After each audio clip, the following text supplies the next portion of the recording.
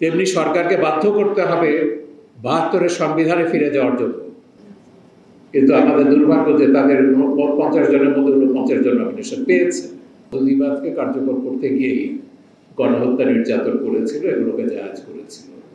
তো নিতাই রায়চৌধুরী কি করছেন বা বয়স্করা কি করছেন তার জন্য হিন্দু সম্প্রদায় যেমন দায়ী হতে পারেন না, তেমনি ৭১-এর আলবদর রাজাকাররা যারা করেছেন সেজন্য ইসলাম ধর্ম দায়ী হতে পারে না, মুসলমানরা দায়ী হতে পারে না। কিন্তু বিএনপি জামাতকে বলতে হবে, প্রথম কথা হচ্ছে ২০১৩ সালে আমার বক্তব্য এখানে আছে যে ২০১৩ সালে নির্বাচনের আগে আমরা বিএনপিকে বলেছিলাম যে জামাতে ইসলামের সঙ্গে গাঁটছড়াটা ভাঙুন, আপনারা ইন্ডিপেন্ডেন্টে নির্বাচন করুন, আমাদের কোনো আপত্তি নেই। কিন্তু জামাতকে সংসদে আনবার জন্য আপনারা নির্বাচন করবেন, রাজনীতি করবেন, ষড়যন্ত্র করবেন বাংলাদেশের বিরুদ্ধে, বাংলাদেশকে মূল্যবান আফগানিস্তান বানাবার জন্য না, সেটা আমরা হতে দেব না। জামাত নিষিদ্ধ ছিল ৭২-এর সংবিধানে, জামাত নিষিদ্ধ করবার জন্য আমরা ৩১ বছর ধরে আন্দোলন করছি এবং আন্দোলন করে যাব যতক্ষণ জামাত নিষিদ্ধ না হয়। সরকারকে বাধ্য করতে হবে। আমরা বাধ্য করতে পেরেছি বলে সরকার আজকে যুদ্ধাপরাধীদের বিচার করছে, এটা এমনি এমনি দয়া করে করছে না। তেমনি সরকারকে বাধ্য করতে হবে ৭২-এর সংবিধানে ফিরে যাওয়ার জন্য, বঙ্গবন্ধু দর্শনকে সামনে তুলে ধরার জন্য। আমি আওয়ামী লীগ করবো, বঙ্গবন্ধুকে মানবো না, তার দর্শন মানবো না, তার আদর্শকে মানবো না, এটা হতে পারে না।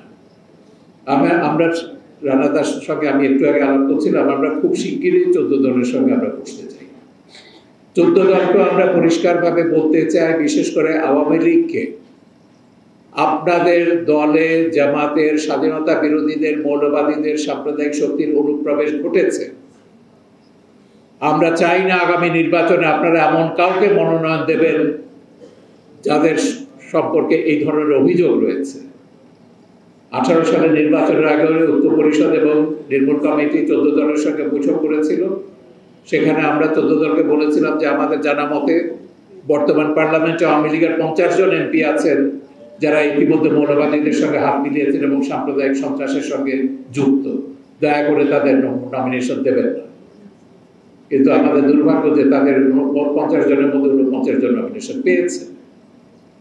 ১৪ দলকে শক্তিশালী করতে হবে, কারণ একা আওয়ামী লীগের পক্ষে এটা সম্ভব নয়, ১৪ দলের পক্ষেও সম্ভব নয়, যতক্ষণ পর্যন্ত আমরা নাগরিক সমাজ সবাই, দেশের সমস্ত মানুষ ৭১-এর মতন একজোট হয়ে মৌলবাদ, সাম্প্রদায়িকতা এবং এই পাকিস্তানপন্থীদের হাত থেকে বাংলাদেশকে যতক্ষণ মুক্ত করতে না পারছি।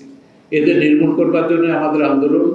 আমরা বিশ্বাস করি আমরা একজোট হলে, ৭১-এর মতন ঐক্যবদ্ধ হলে আমরা অবশ্যই বাংলাদেশ থেকে যে নির্মূল করতে পারবো।